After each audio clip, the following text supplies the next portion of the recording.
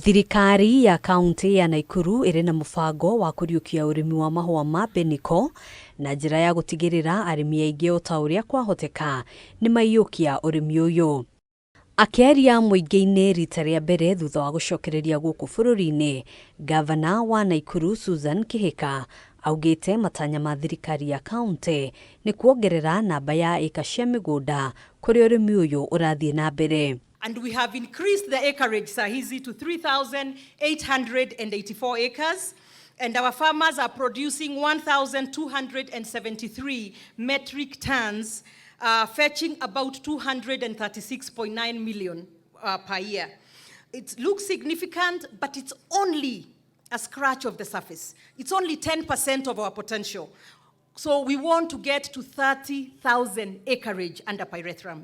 Kihika araragia o hindi igongona ria kuruguria tabarira ya uheani wa mbegu cia mahua ma mbeniko mwena wa Urimi kaunti-ini ya Naikuru, igongona riria rirekinyitio ni minister wa Urimi Mutahikagwe uria urahinyiriirie arimi gucokereria urimi-ini uyu uria utiganeirio kwa ihinda. Nakuru County used to produce 70% of the country's pyrethrum production.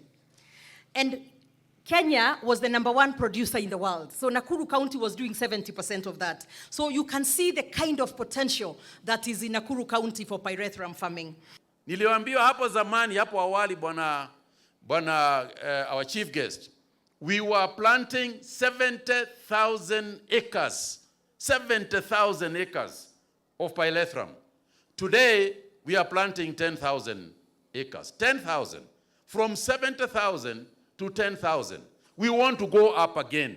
Ihinda-ini o riu kagwakianirira kurugamio kwa uhuthiri wa mithemba 50 ya dawa cia tutambi iria arimi makoretwo makihuhira mimera igikuirwo gukorwo ari ugwati kuri ugima wa mwiri wa muingi. We are going to stop the importation of over 50 products that are now going to be made with the pesticides here in Kenya.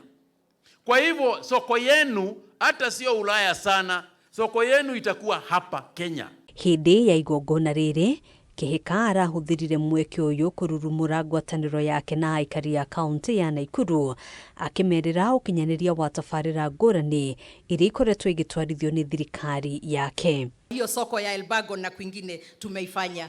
Imarisha barabara tunaendelea kama county, tumefanya huko Kasarani, Isili na Matueku, si ndio? Tutaendelea na kule kwingine, na solarization tumefanya ya maji huko Kasarani. So now the unit imeenda Shirigiete. So at least it's affordable now and accessible clean water. Hadini Hakameme TV, Jutagogena wa Waduro.